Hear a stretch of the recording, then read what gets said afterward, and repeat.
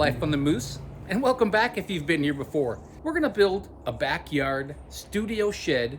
This is gonna be an 8 by 12 foot building. 8 foot side to side, as you can see, 12 feet long. I'm calling this a shed studio because it's gonna be nicer than your average shed, but it's not gonna be like a recording studio or anything like that. I guess if you would imagine the spur cabin and a tool shed having a baby, it would be this. So it's going to be 2 by 4 construction. Those pier blocks that you see are going to hold adjustable brackets. In those brackets, I'm going to put these 4 by 6s right here. And those 2 beams will hold up my 2 by 6 floor joists. So this is the adjustable bracket that I'll put in these pier blocks right here. It's super easy. Take that nut, screw it up or down, and that raises or lowers the beam. Easy peasy. So for now, let's build a shed studio. Let's get to work.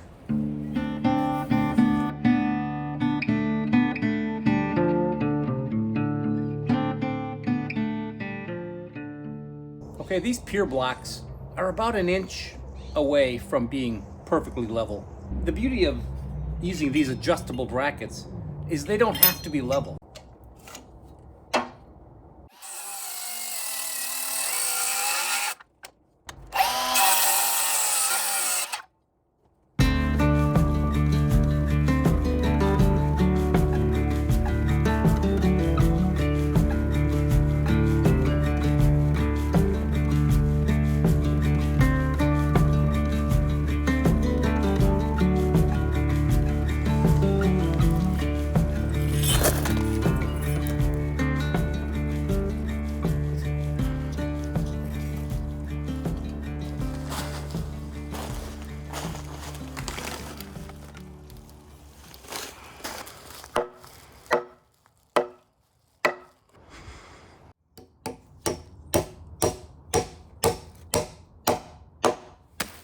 I'm gonna go ahead and nail all these brackets, nail the beams in here right now before I level it. Haven't leveled anything yet. Plenty of time to do that.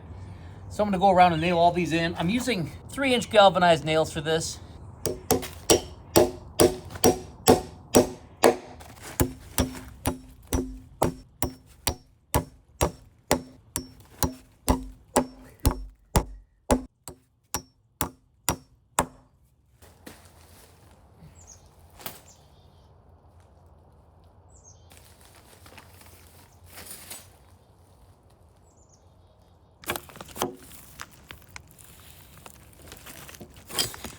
So because this is a wet environment in general, I am going to use treated wood for all of the substructure, even though really it shouldn't be exposed directly to water from above anyway. Things get mossy and wet here all the time, so I'm not going to take any chances, and I'm going to use this treated wood.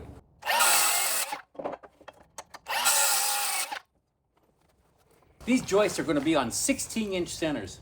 So before I fasten anything down, I'm going to lay out my beams right now.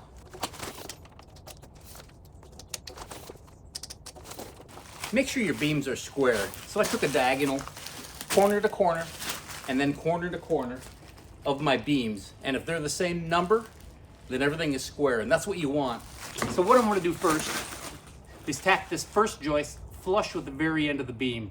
That's 12 feet, and I know that's where I want it to be. So for now, I'm just going to put one structural screw in each of these joists on this side, and then I'll put my rim joist over here. Before I attach anything, I want to make sure the overhang is the same on both sides.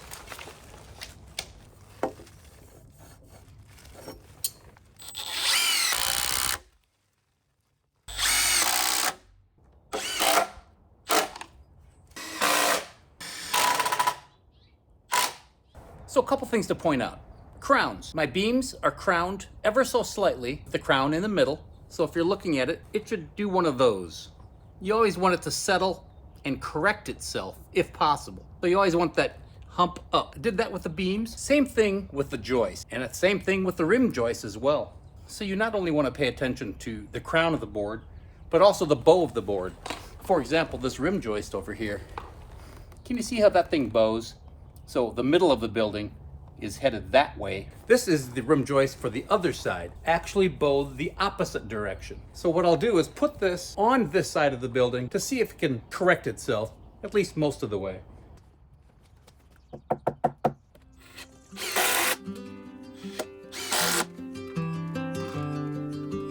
I have my rim joists lined up. They're straight as an arrow. Looks good. What do you think? Now I just need to cut 7 more joists at 7 feet, 9 inches.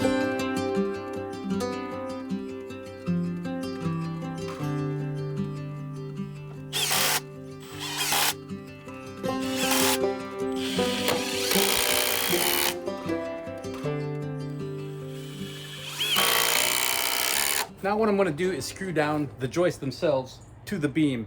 I'll take a couple of 4-inch structural screws on each beam at each side and screw them in that way. It'll be more than enough. So you might be asking yourself, why did I cantilever these joists over the beams? Really just support. These 2x6s, since they're treated, they're not structurally as sound as a Doug fir, for example. So rather than just take it to the limit, I think 8 feet 11 inches, I want to say, is the maximum span for a 2x6. So I thought I would just cantilever this just to make the middle of these joists supported a little bit better.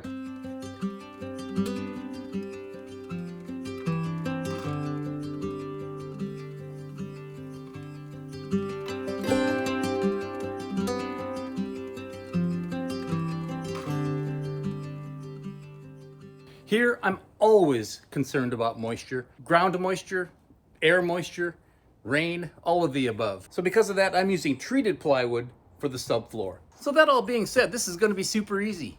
3 sheets of plywood, 4x8. 4 times 3 is 12. All I got to do is set them down and nail them on.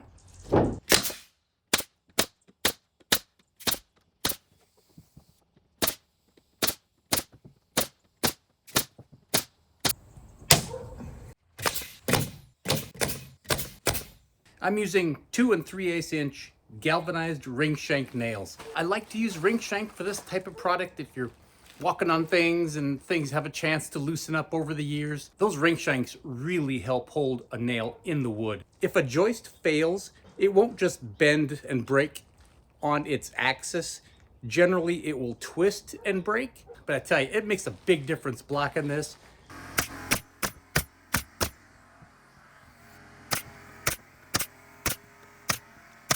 So these studs are going to be 16 inches on center.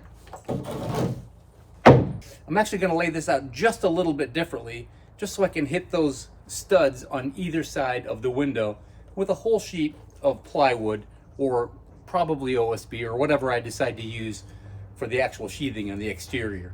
And I'm going to use this 2x8. I'm going to double it up and use this for a header above the window on this side. I'm not so worried about the door or the window on the end, because that is a non-bearing wall in essence. The edge of the opening of the window is the jack stud. The jack stud holds up the header. The king stud goes outside the jack stud. That holds up the top plate. And underneath the window, you'll have cripples. So now what I'm going to do is just take my tick marks and slide them across and put a mark across both boards. My sides are going to be about 6.5 feet tall. It's kind of a weird number, I know, but I don't want it any taller than it has to be.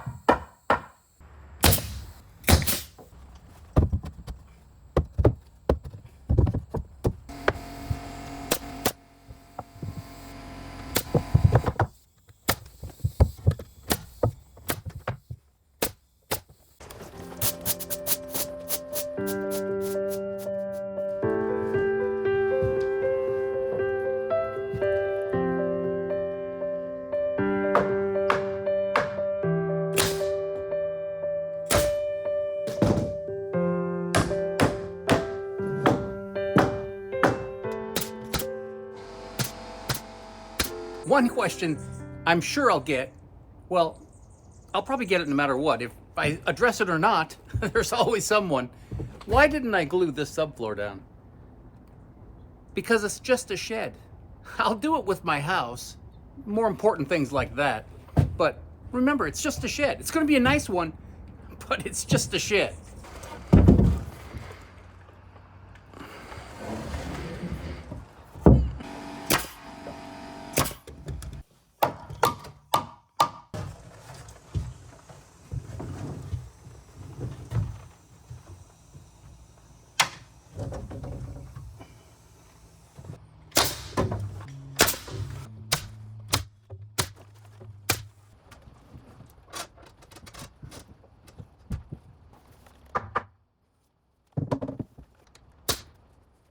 Does that look level to you? That's what I thought. This kind of corner is called a California corner. I could have framed it like that on the ground and then lifted it up. I just think it's easier this way. I'm gonna go ahead and put another stud in that corner. That way these two will be ready to go and have nailers for my inside material. So the finished product will look something like that, where the door is higher than the plates.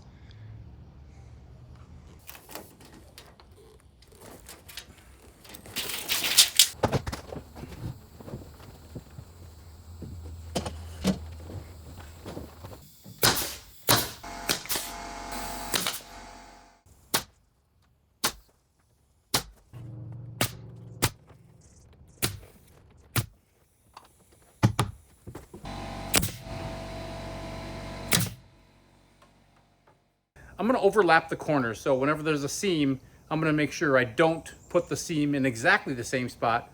Really ties it all in together.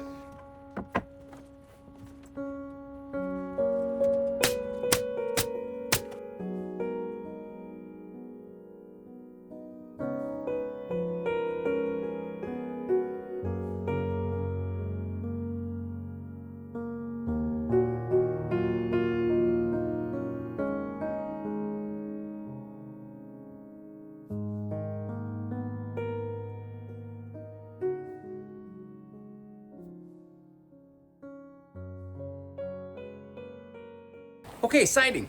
There's only one way to side a shed or a studio. Obviously, I'm kidding. There's a plethora of ways. There's an unlimited amount of ways you can side a building. Now, is every way the best possible way? Well, that all depends on what your version of best is. As I've mentioned in 100 other videos, I'm not here to say what I'm doing is the best way to do it. I've often said my criteria for doing something and choosing the method or the product is a combination of things. Ease, my skill set, my budget at the time I have to accomplish the task. There's a lot of reasons why I choose the way I do. Is there a better way to do something? Sure. I'm gonna put up some sheathing right now, and you could go thicker sheathing. You could go more waterproof sheathing. You could put steel on here. You could make this whole building out of reinforced concrete. So where do you end? So I try to do what's practical, what's good for the situation, what's probably gonna last quite a while. And I'm happy with my choices. We're gonna have two different kind of sidings. One on what I call the face, which will be what is seen, this side and this end where the door is. That's gonna be one type of siding. I'm actually gonna put cedar shake there. No, I take that back. I'm gonna put cedar shingle there. That is a grooved cedar shingle right here. Because I'm putting shingles on, I have to put a substrate sheathing on. So that sheathing will be this right here, just 1/2-inch plywood. That's what I'm gonna use. I thought about using OSB, but this is a wetter climate and I'm being overly cautious. So I spent about 10 extra bucks a sheet. Only had to get 5 sheets total, 50 bucks to upgrade the plywood. I'm okay with it on this project. So on the sides and back where it's hardly ever seen, I'm gonna do a trick that builders often do around here. Put T111 on the sides that aren't seen from the road. This is T111. This is the finished product, and this is the sheathing all wrapped into one. This is actually very similar to what I put on the cabin and the barn and the woodshed on Red Moose Ranch, except for the fact that back there, it doesn't have the grooves already built in every 8 inches like this one. So because this sheathing is different and the order of operations for the finished product is different, how I wrap the building will be a little different also. But we'll get to that. So the first order of business, let's put this plywood on the 2 shingle sides. So I'm gonna run my plywood so that it sticks down about 1/2 inch lower than my rim joist right here. And it's gonna extend all the way flush with the very top of the top plate. So one word of advice is to really pay attention when you nail your very first one in, because that's what's going to determine what's square and what's plumb. So what I'll do is when I put this first sheet on here, I'll nail along one axis only, or one edge. That way I still have an option of moving this building back and forth like this, because once I nail here and then over here and then down here, then I can't move it anywhere because of the sheer rigidity of that plywood.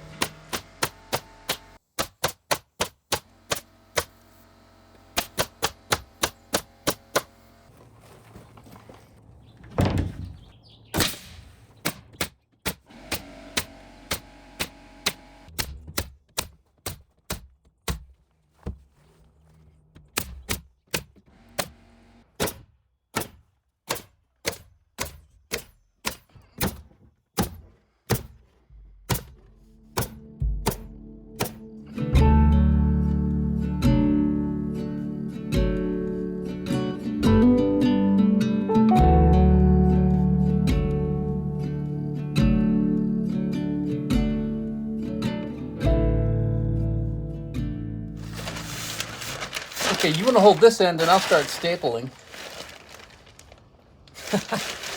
Okay, I'll get it.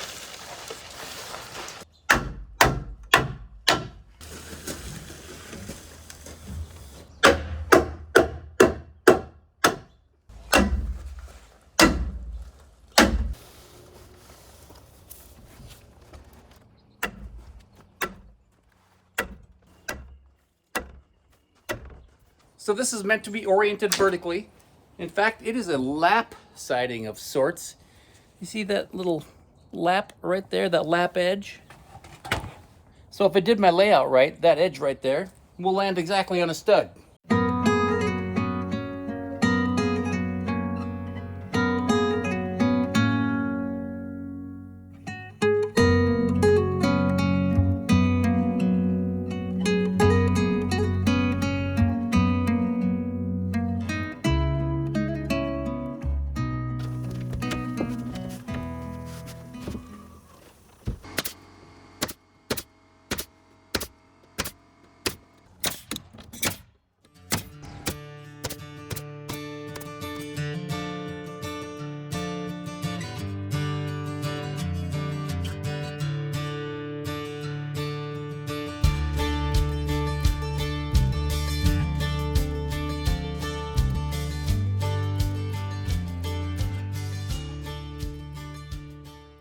My rafters are going to be made out of 2x6s.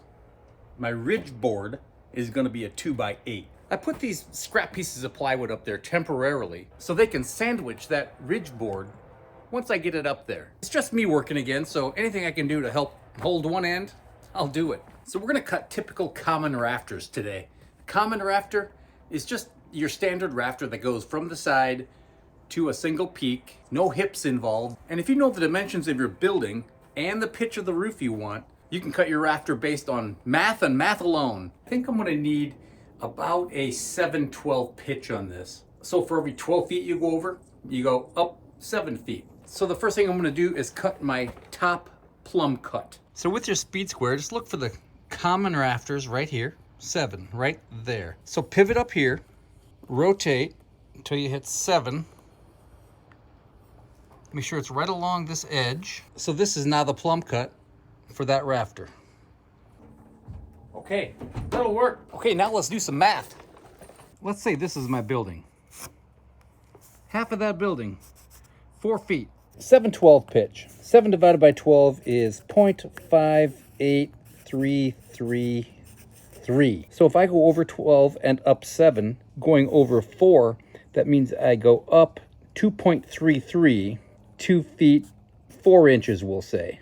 So now you play Pythagoras. We need to figure out this length right here, and that is to the outside of that plate. A squared plus b squared equals c squared. Comes in handy all the time with construction. So plugging these values into that formula will get you about 4.63. So 4.63 equals approximately 4 feet 7.5 inches. Okay, a little bit more math because I want an overhang to stick out about 12 inches.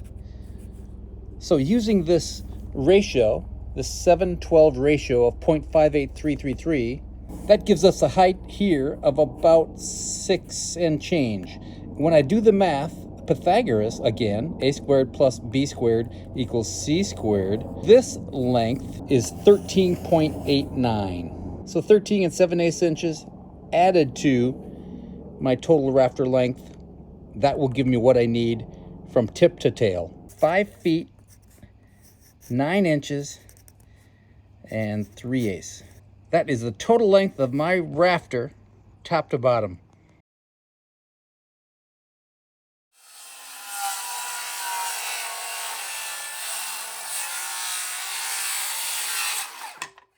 Parallelogram. Now we just need a bird's mouth. So here's the original length of the rafter without the tail. So this sits directly above the outside of my outside plate. So I'm going to pivot on there to my 7/12. Since I know my top plate is 3.5 inches, I am going to square off this line until a point where I see 3.5 inches take up this space. Actually about 3.5 right there. That is called the seat cut. This is called the heel cut.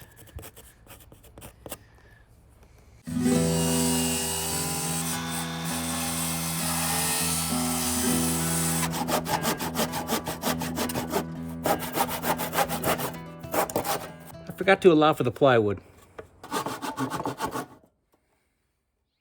Okay, based on my crown, I know this will be the top. So I'm just going to lay this out simple 24 inches on top first. And then I'm going to draw that line on each side. And make sure your X's are on the same side of the line. That always helps.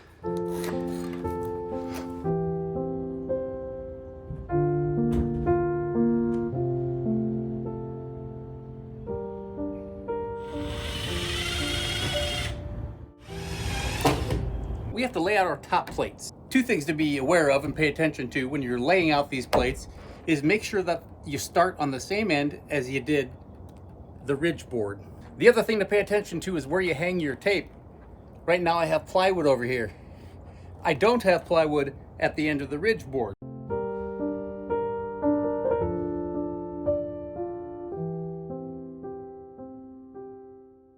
I have to remember that I am putting flown rafters up like this right here. I call that a flown rafter or a flyer.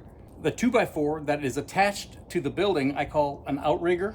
I think there's other terms for it depending on where you are.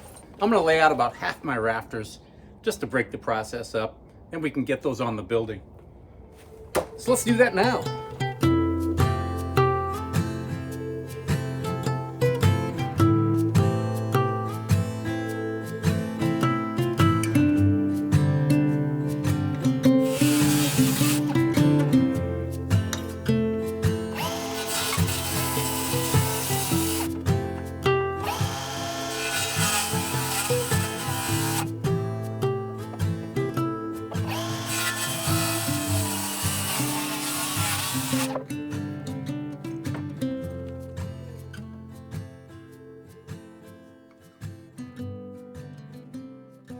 I'm going to take this 8-foot 2x4, exactly 8 feet, and I'm going to span it in the middle of my walls, from that wall to that wall, just to make sure I don't have any deflection.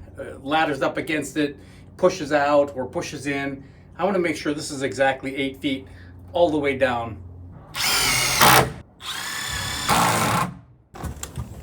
Since I didn't cut my notches in my end rafters, I'm gonna start with the second rafter and attach them to the wall right at my X that I marked earlier.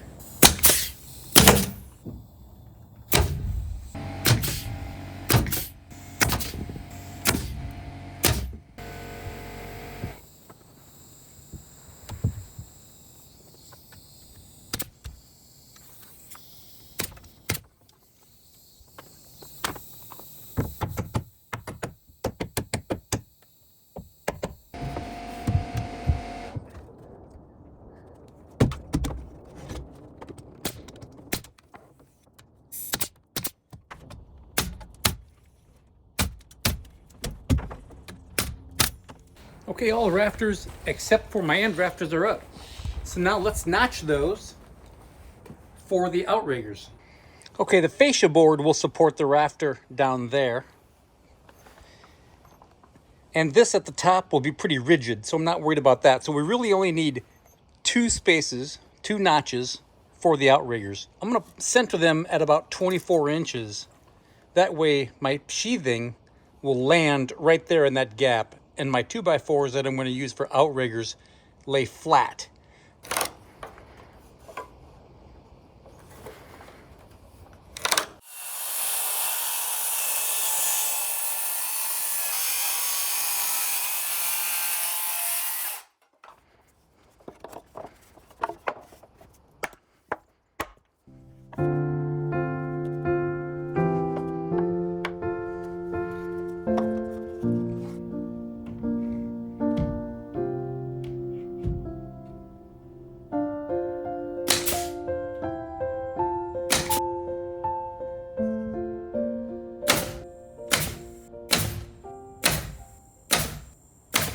So this side I want a little bit more of an overhang, so I'm gonna choose 40 inches long for the entire outrigger. Remember, that's gonna go sticking out here, and it's gonna be nailed to this rafter right here, through the notches, of course. So 40-inch outriggers for the front, 36-inch outriggers for the back.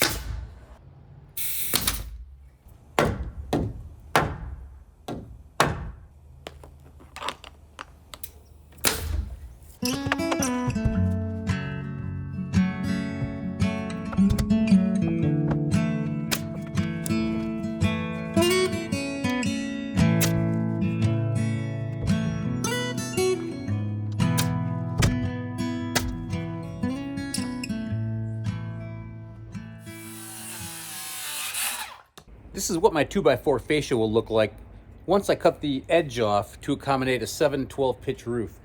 And I'm just going to tuck it up there like that, give it a mark, and then I'll cut it horizontal from there.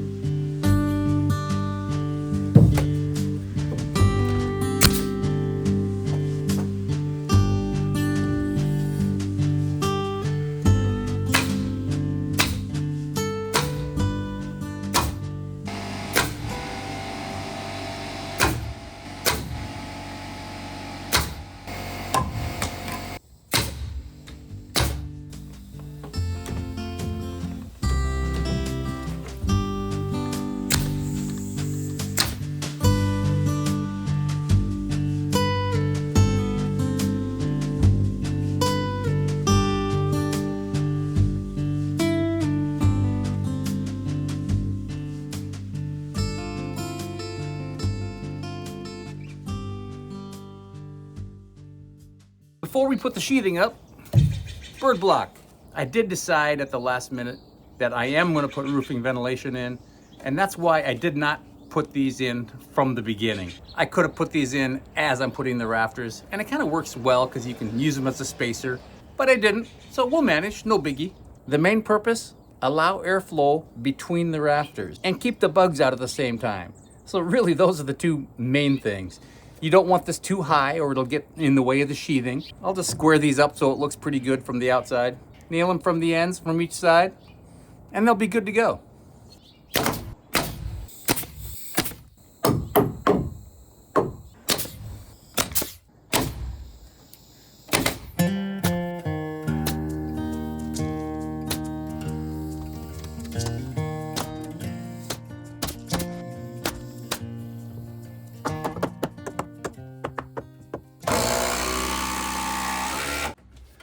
Bet you'll never guess what those are for. Ah, who am I kidding? Of course you know what those are for. I have the smartest subscribers in the world. Sheathing. I decided to spend the big bucks again and get real plywood sheathing. So the very end of that flown rafter to the middle of the building is just a little over 7 feet. So instead of measuring, I'm just gonna throw this plywood up there and I'm gonna nail it down, and then after it's all up, I'll go trim the edges. I'm using the same 2 3/8 inch galvanized ring shank nails. You want to grab this end, or you want me to grab? I'll get it.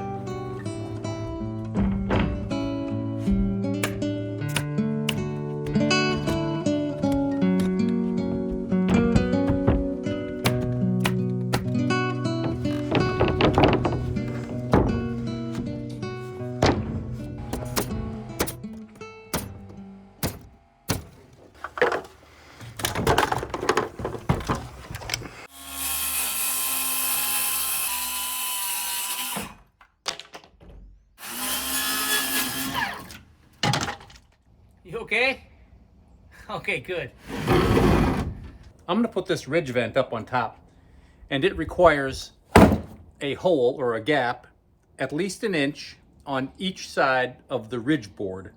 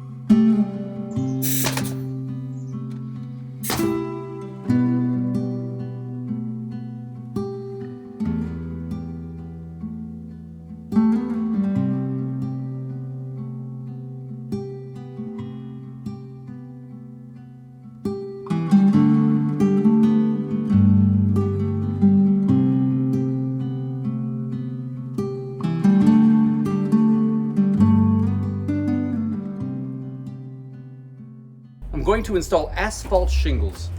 Specifically, an architectural comp is what they call this, an architectural style. Now that's opposed to a 3-tab. 3-tab used to be the traditional. Well, they looked kind of like this, even though this is a starter shingle and a ridge shingle. This one has overlapping tabs and extra thick layers. This is supposedly about a 30-year roof, whereas the original 3-tabs were usually, I want to say 20 or 25. I'm not going to install any metal fascia or drip edge, but I am going to leave the shingles extend at least 3/4 of an inch past all of my trim. Right now I have a 2x4 screwed up there temporarily for 2 reasons. One is to leave me that space because I have a 3/4 of an inch fascia trim, and then I want the shingle to hang over at least another 3/4 of an inch. So that'll space it out perfectly. And the other reason is the ladder. If I wouldn't have this, then the shingles would be curled over and the ladder would be leaned up against them and they crack. So this will take care of both issues. Because I'm going to have 2 pieces of trim on the rake edge, I want my shingles to hang over about 2 inches past this framing. Let's get rolling.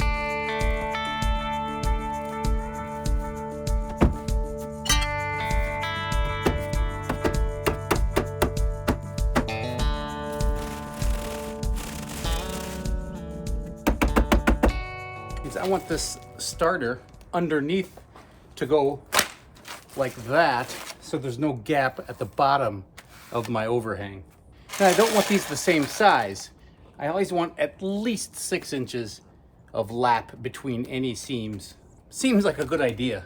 So I'm gonna use good old-fashioned shingle nails. Use electro-galvanized nails. Those are, I believe, a code thing if it were required. It's not gonna be permitted or anything like that, but I try to kind of follow the practices and policies anyway. 1.25 inch nails in the field. I have longer ones for the ridge cap where it's gonna have to go through more material. Also that vent cap. I think the rule of thumb is nails have to penetrate 3/4 inch into the sheathing, or if the sheathing is less, like this is, 1/2 inch, then it has to stick out 1/8 inch on the other side. Clear as bud? You get that, right? I thought so. Where and how many nails? 4 nails is the recommended pattern. I've seen people do 5. We're just gonna do 4 nails, and basically 1 inch from the edges, and then equidistant in between. And they go right above that flap right there. Because that's a little sticky, it will be sticky when it's warm. Little tar strip right there. That'll hold everything down nicely.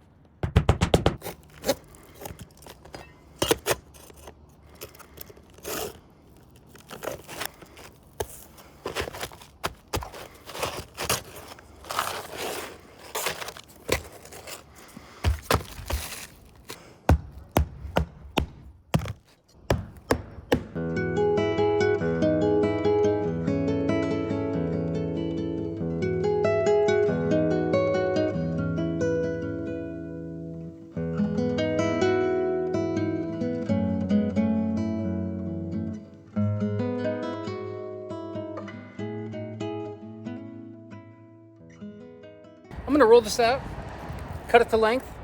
Because of this thickness, I'm using 1.75 inch shingle nails for this part. I almost forgot. I gotta put a bead of roofing tar around this opening. That's important. You don't want wind driving rain underneath this.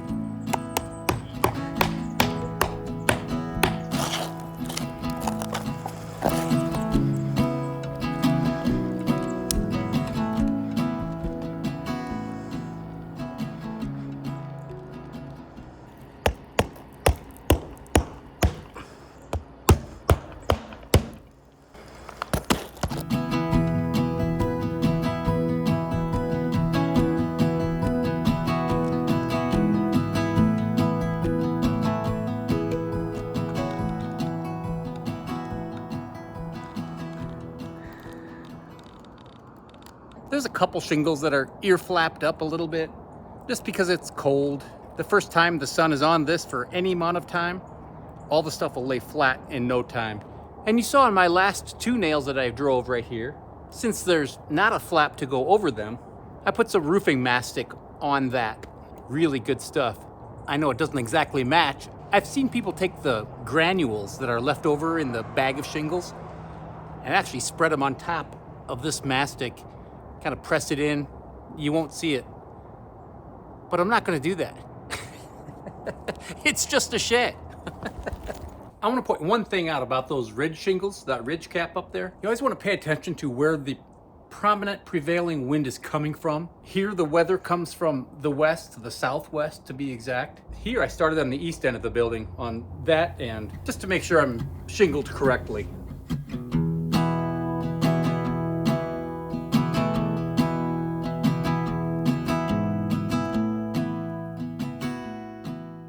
I'm going to go over one of the most preferred methods of installing a window.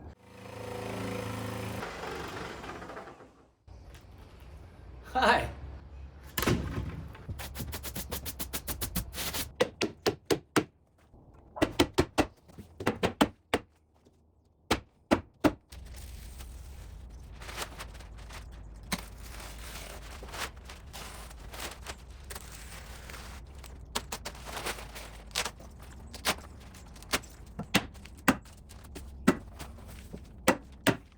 I took this top flap and temporarily taped it up out of the way.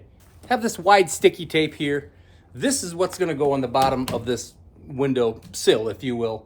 So I'm going to cut off enough to go across the span, plus 3 or 4 inches up on each side.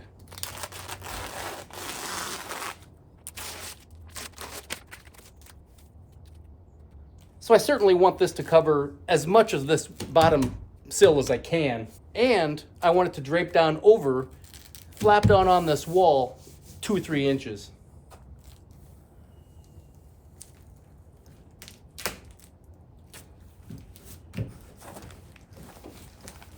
Most of this tape like this is pressure sensitive. Some of it will specifically call for a roller. So this is not that stretchy tape, not this first layer. I will get to that though. So this I am going to have to put a little slit in the corner, but I'll cover this up later.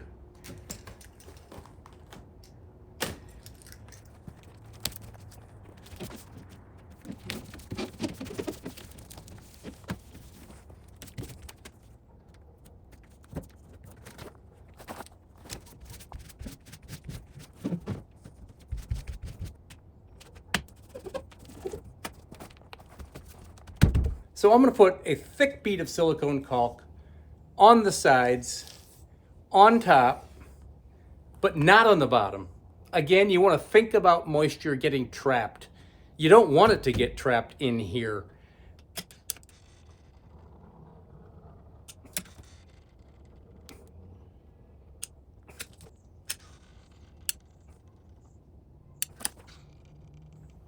And I'm going to run this bead long, 1 inch to 2 past the opening.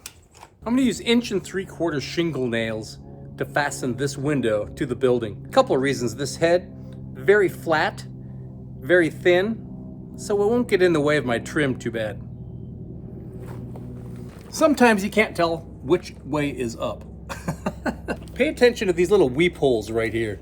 These things right here, they are designed to let water escape if water should ever get like behind the screen, whatnot. You don't want to cover them up, and you want to make sure they're on the bottom, and you want to make sure they're on the outside of the building.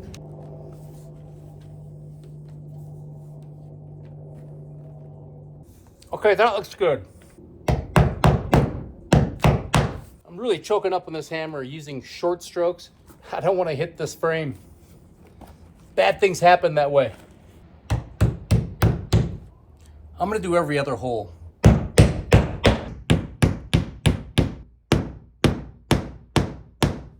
So I'm going to start above the top flange.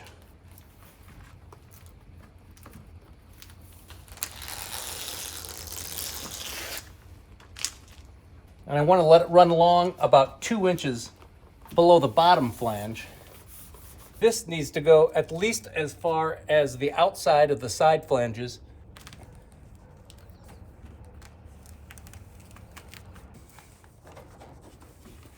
Okay, that's pretty good. Now you want to take this wrap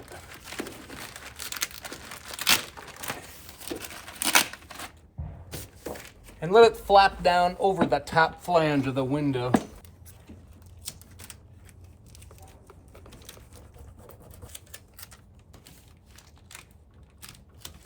Okay, that's it. It's just that easy. So I would say that is a proper way to install a window. Any questions? Ray in Tampa, what's your question?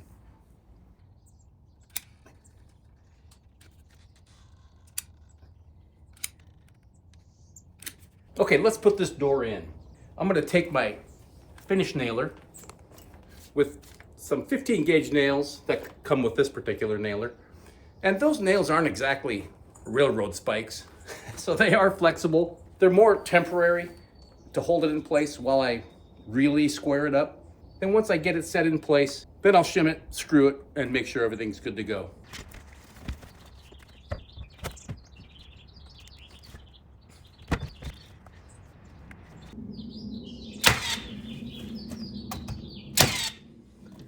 The most important thing is to make sure these reveals are all the same all the way around if you can. Make sure it closes without rubbing. Make sure there's not too much of an air gap. You don't want any daylight shining through or anything like that.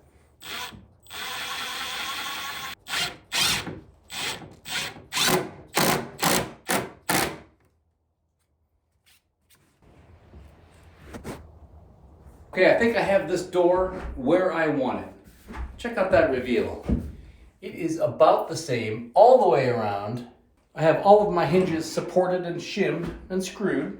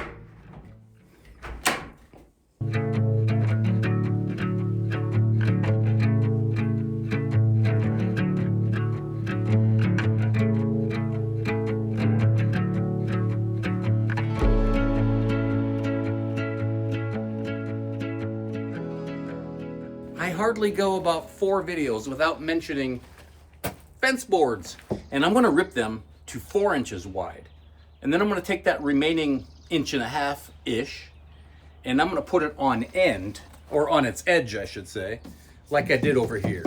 That way I have a nice thick reveal to butt my shingles up against.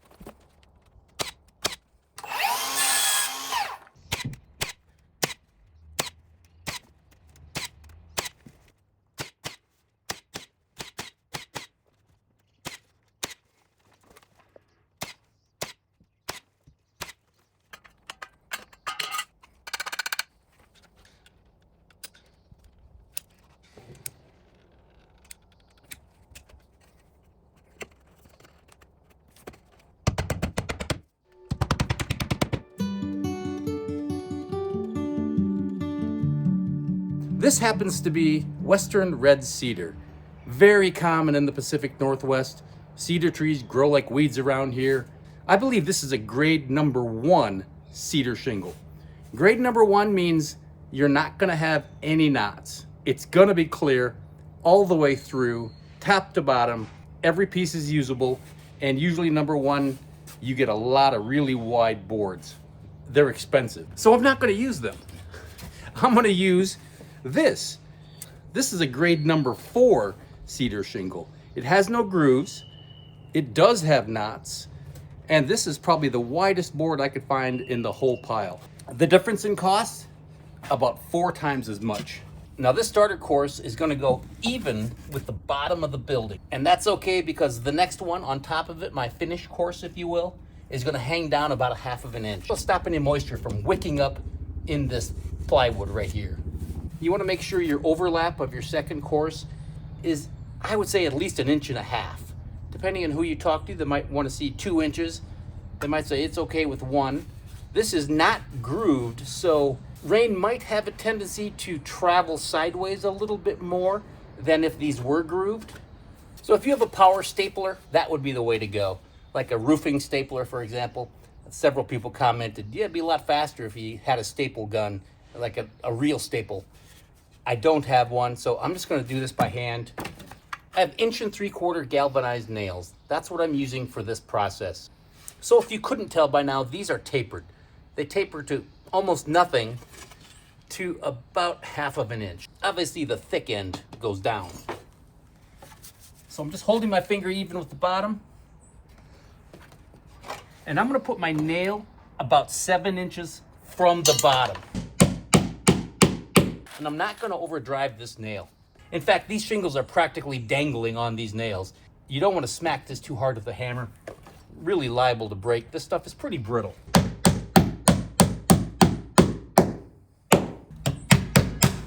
And you always want to keep a big stack of these shingles handy within reach because you never know what size you're going to need. Now that I'm to an ending point, I want to caulk. I want to make sure I caulk every course. In other words, I don't want to do the whole wall and then caulk the edges. I want to caulk from the very top of every course down to the next one.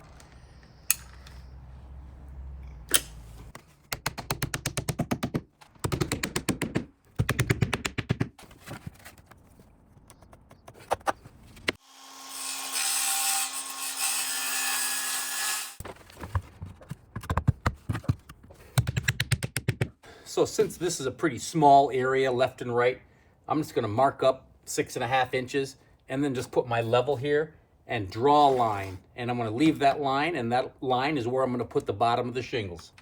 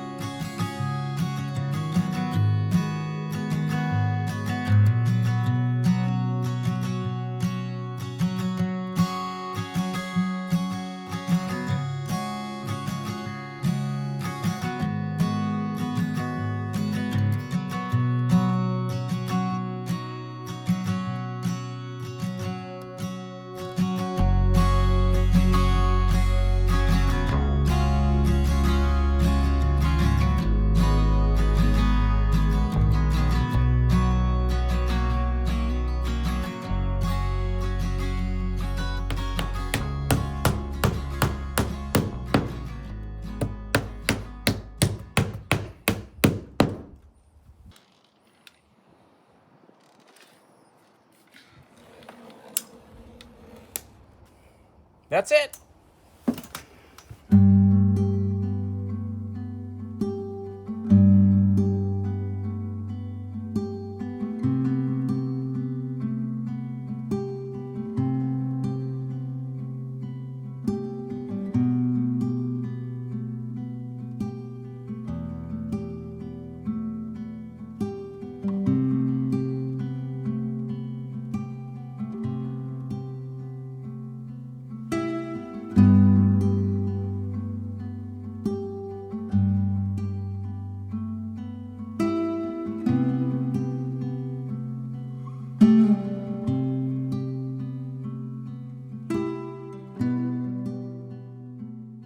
I'm going to use the Red Moose stain. You know, this company should really change the name to Red Moose stain. I would really appreciate it because this is what I use on all the buildings on Red Moose Ranch. So because we have just a ton of uneven surfaces, namely these shingles, I'm gonna spray this on, and then I'm gonna back brush everything.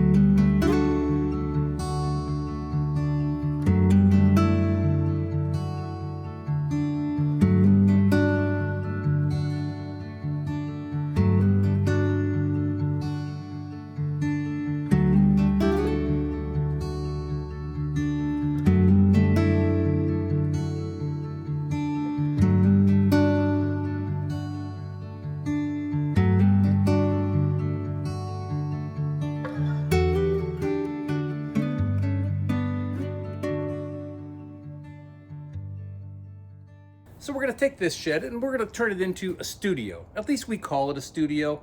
No, there's no real artist in the family in that regard. We don't need a dedicated space for anything like that. This is gonna be more or less, a quaint wine drinking area. A cool place to go when you just wanna get out of that little house. I suspect we'll be reading in there, editing in there, that sort of a thing. We have some really good ideas on how we're gonna finish the inside of that. I think you're gonna like it. Because I wanna maintain that airflow from bottom here to the top up there, I'm gonna put these baffles in.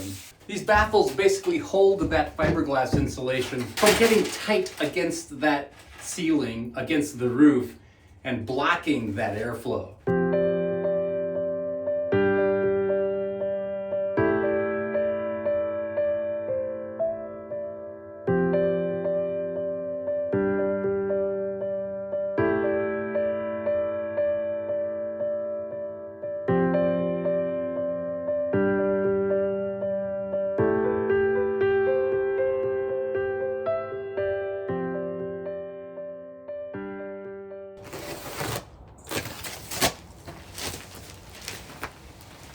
Insulation. The biggest disclaimer I will make is this is not where I live. This is not a permitted residential structure. So all of you purists out there, I'm sorry, this is the way it's gonna be. This is R19 insulation. Yeah, the pink stuff, it's fiberglass insulation. As you can see, it's crafted, which means it has this paper on it. This is meant for 6.5-inch gap. So this will fluff up to about 6.5 inches in a perfect world. These rafters are 2x6s, so obviously 5.5 inches. That means I'm gonna have to compress it a little bit, especially against those baffles. There's gonna be areas where it might only be 4 inches. That's okay, it'll be just fine. The way I look at this project is anything is better than nothing. These particular bats are 24 inches wide, which is the gap I need because that's how far apart my rafters are. As far as I can tell, this is about the most inexpensive insulation I can do within reason. But I'm used to working with it. There's no surprises for me. There's no learning curve. I've done it before. It's readily available. So let's cut a bunch of 4.5 feet and put them on the ceiling. Okay, I found the easiest way to cut this stuff without getting fancy and buying new tools and whatnot, is just to compress it. You can see I'm kneeling on a board right now that's compressing it down. And then I have a board underneath it just because I don't want to scratch these pavers. Also, what I did is I marked the end. Now that I know this is 4.5 feet from this point over, I'm making a couple marks so that I don't have to measure each one. I can just duplicate this action, move the next piece over until I reach that mark, and then cut away. Just like that.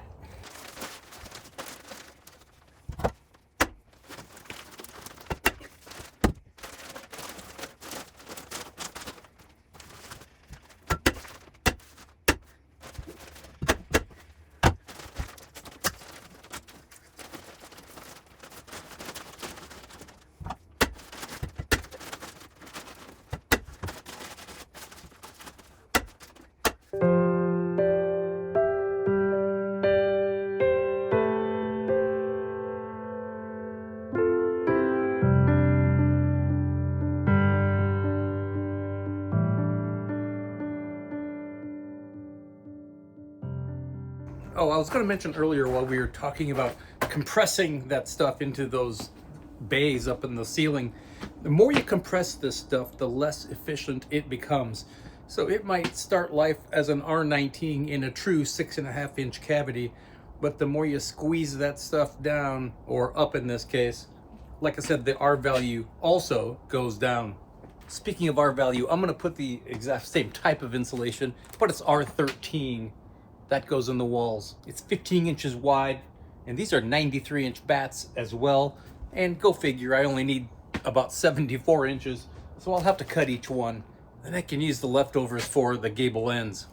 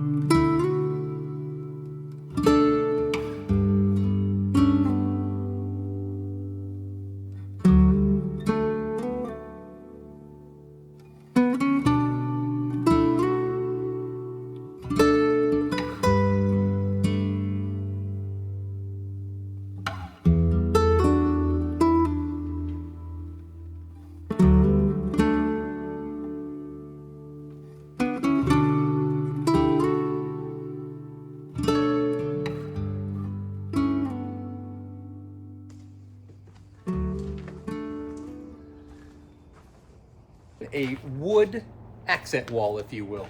That far wall, that end wall, this, I don't even know for sure where it came from, but my buddy Caleb, who owns the sawmill, he acquired a couple of big rounds, if you will, of Doug fir, and they happen to be about 35 inches long.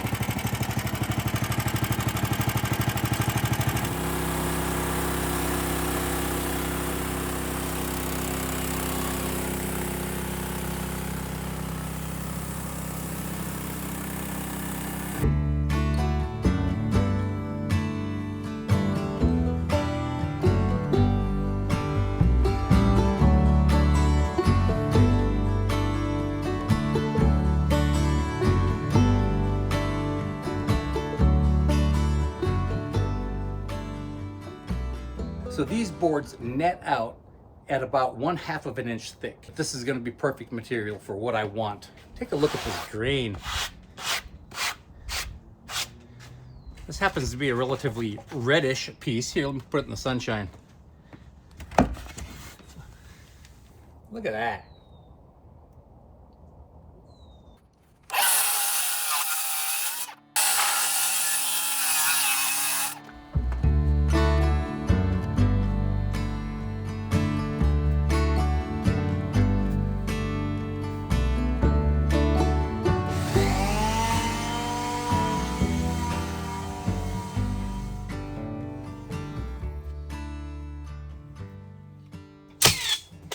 I'm using my Milwaukee 15 gauge finish nailer. I love this thing. Of all my Milwaukee tools, this is probably my favorite. You could run this thing all day on a reasonably sized battery. It feels good. It's not too heavy. I've never had it misfire or jam, so I just think it's a good piece of equipment. If you have an opportunity, I'd buy one. These nails are 2 inches, by the way. I did put a piece of my flooring underneath, as you probably saw.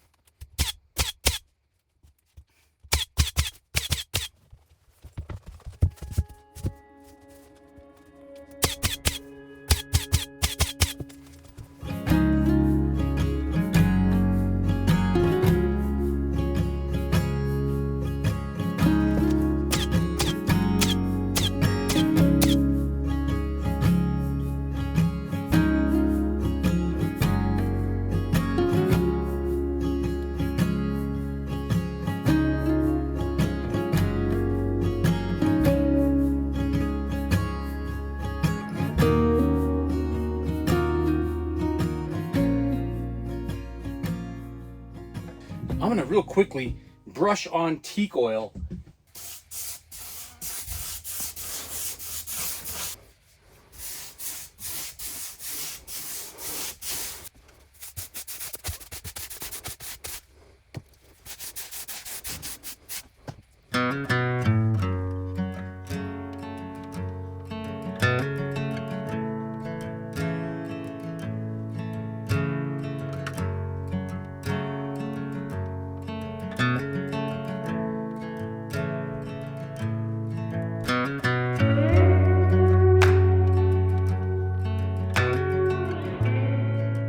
What do you think? No, I'm not a sheetrock expert, but I know enough to scrape by. I think I'll be able to do a job that's just fine for a shed studio. I'm gonna orient these sheets vertically. I know in a perfect world, I think you're supposed to have them sideways or horizontally, but I think this will be just fine, maybe a little less cutting. Regardless, it's not gonna make a difference. It's just a shed, it'll be fine. So how you cut the stuff, you probably know. You just take a utility knife, you score one face of it, you bend it, you crack it, and then you cut the paper in the backside. You're good to go.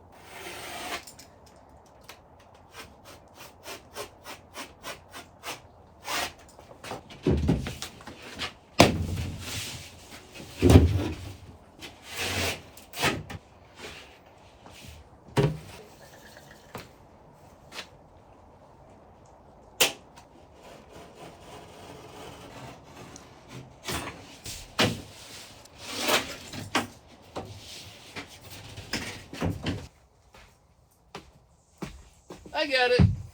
That's okay, thank you. I'm gonna take just a second and mark where my studs are.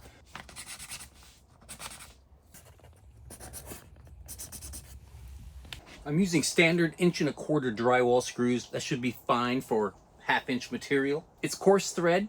I'm not sure it makes a difference. It doesn't make any difference as far as I'm concerned. And I don't have a fancy drywall gun or anything like that. In fact, I don't even have my driver with me. I have my old Milwaukee drill.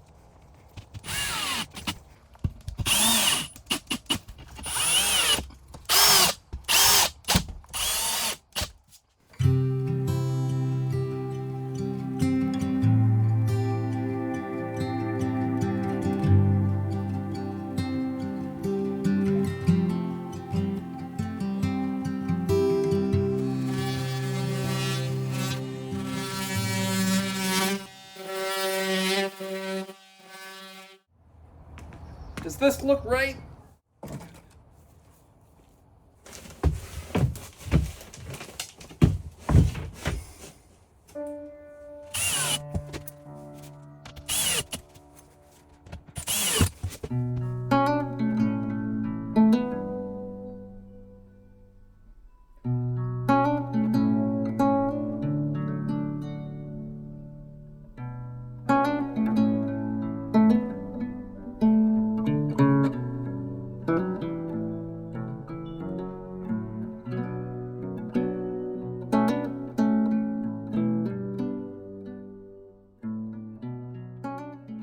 So now it's time for mud, or joint compound as it were. I usually just get, for a project like this, it comes in a gallon jug and it's pre-mixed, it's pre-made, it's all-purpose light. It's just fine for what I'm doing. And I'm gonna use this fiberglass seam tape. Rips off pretty easily, easy to use, kind of sticks to the wall, so I like it. It's just super easy.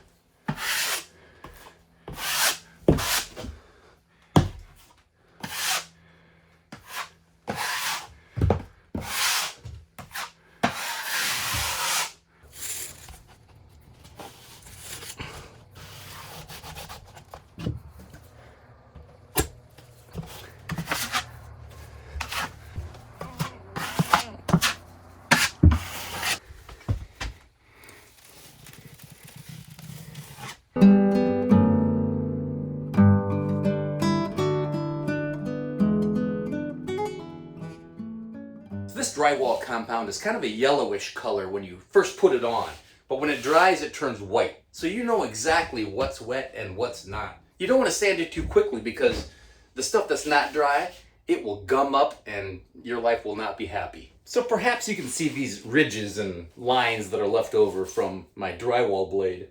I have to knock those down, make it all nice and smooth. Just take your hand and run it across and you'll know if it's smooth or not.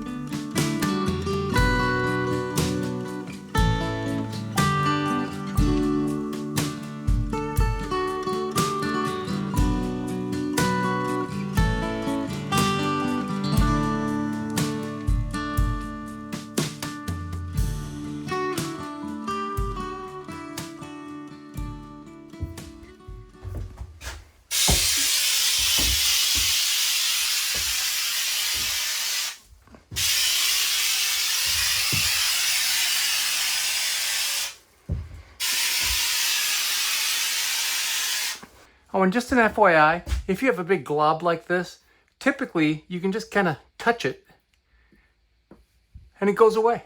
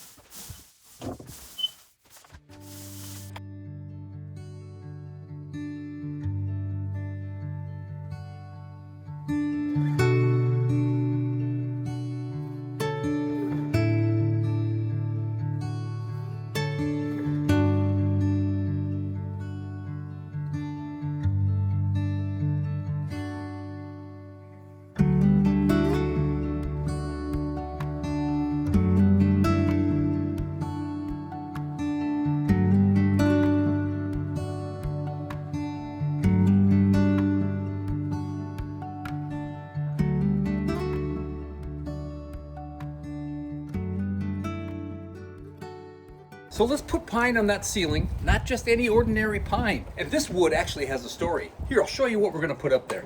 Here's a stack of that pine right here. And there's the rest of the pine right there. It's drying in the kiln right now as we speak. This is ponderosa pine that came from our property that we own in eastern Washington. We call it the spur property. It's the property I built the spur cabin on, and this tree happened to be what we called a danger tree. It was leaning over the public access road about like that. We knew it was destined to end up there one way or another, so we took care of it. We got a nice big log out of it, a couple big logs actually, and one of them I hauled back to the coast last fall. Well, my buddy Caleb was going to use that for something I don't know, but I beat him to it. I'll have to pay him back. I owe him a log. So nonetheless, we milled that log up into approximately 1/2 inch material, with the widths varying from about 4 inches to about 6 inches for the vast majority of it. We do have a couple of planks in there. If I need to put a straight edge on them and use those, we will.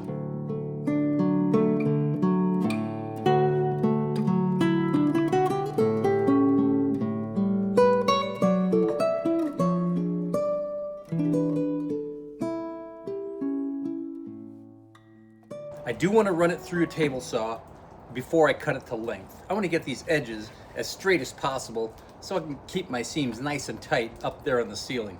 So one thing I'm going to do differently than from the walls, I'm actually going to oil this before I put it up on the ceiling. Most of this material is about 8 feet. I have a little over 11 feet end to end. So I'm sure this will be cut into roughly 48 inches minus and then 8 feet minus to accommodate these rafters, which are on 24-inch centers. So after I get all of them ripped and some of them sized and some of them sanded, I'll put a nice coat of that teak oil on, like I did that wall back there, and it'll look fantastic.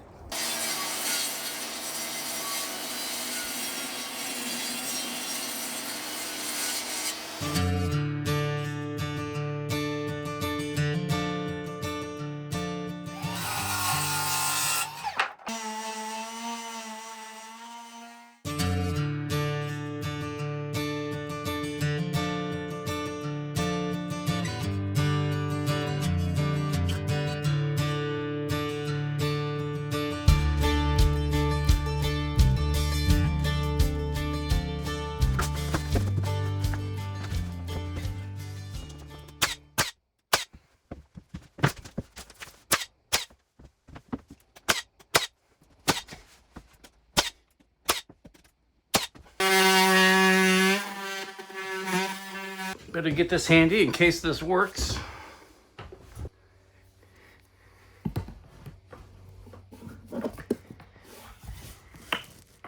Oh, check it out.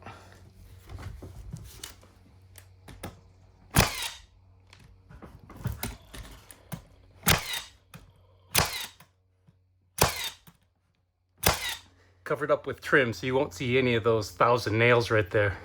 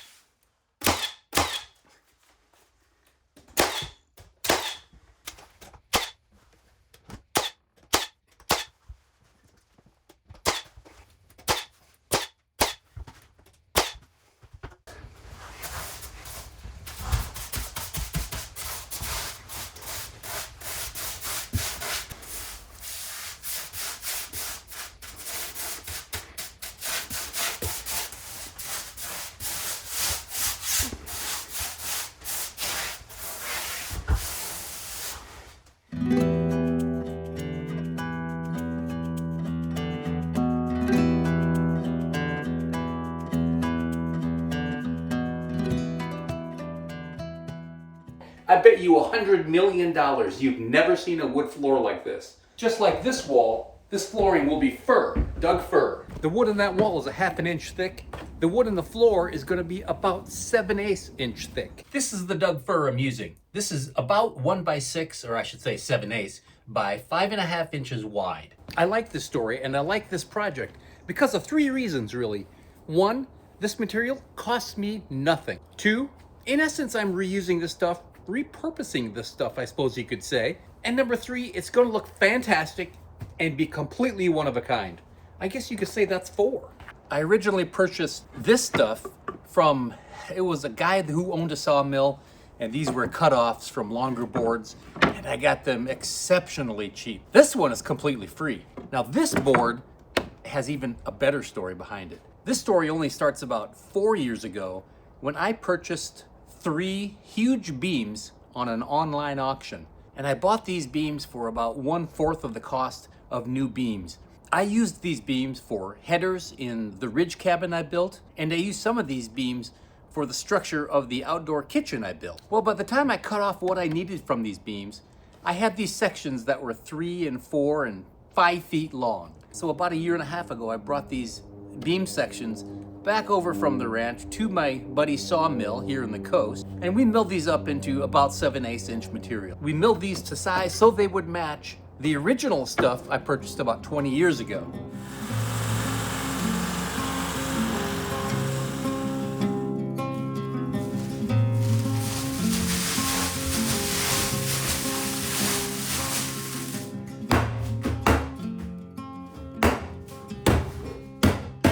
I'm going to face screw these in with 2.5 inch deck screws. I have over 1.5 inches of material to get through before I hit the joist underneath, so I want to make sure I have about 1 inch at least to grab onto. Now these are supposedly self-tapping. See how the threads at the tip are cut out?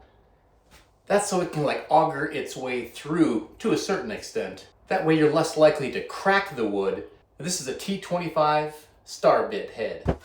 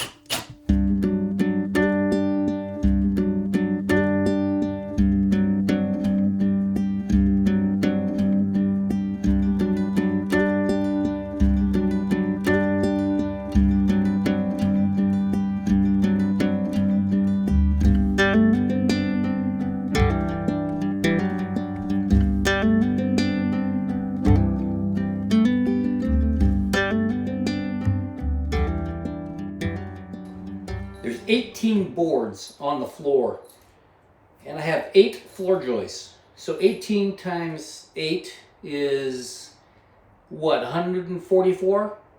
So I have at least that many screws to put in the floor. The key is to line up all of your screws in your hand so that they're facing all the same direction. Then I can just roll the next screw as I need it, take my screw gun, go to town.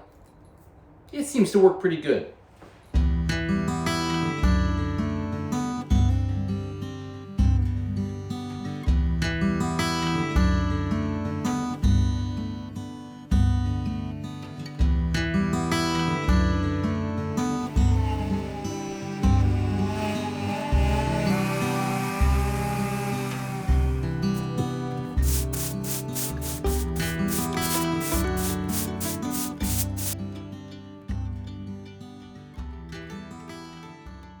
Polyurethane, it's satin clear, and it's oil based.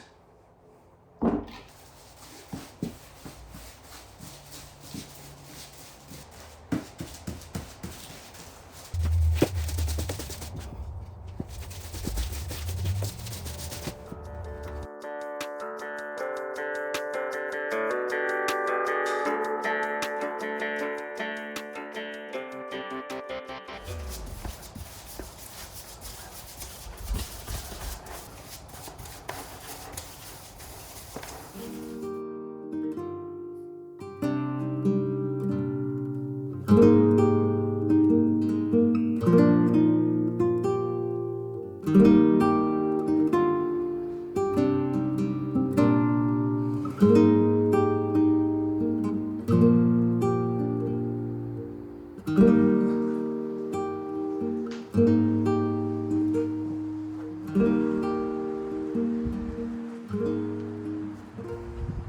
what we have to do is trim all the way around. We have some gable corner trim we have to put up. We have some sidewall trim we have to put up. Window trim, of course. And you see the foam spray I put on there earlier today. Still have to cut that off. And we have baseboards to put on. So let's take a look at the wood that I have in mind. So a potpourri of wood. Most of it left over. The rest of it, cheap.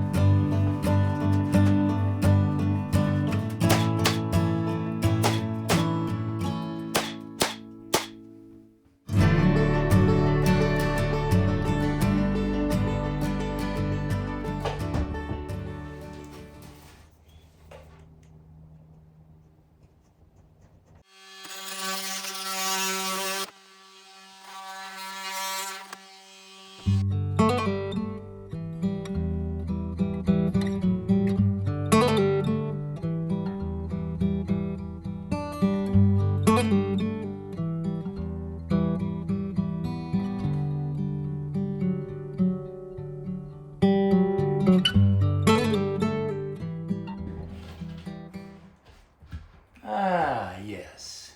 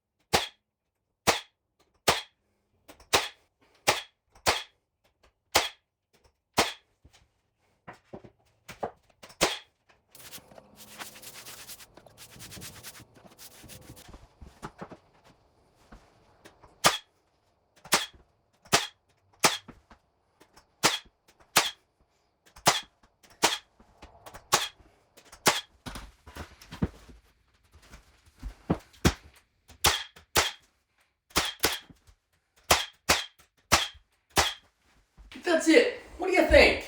What do you think of this shed, studio, urban cabin hangout place? So safe travels to you. Be good to others. Have fun.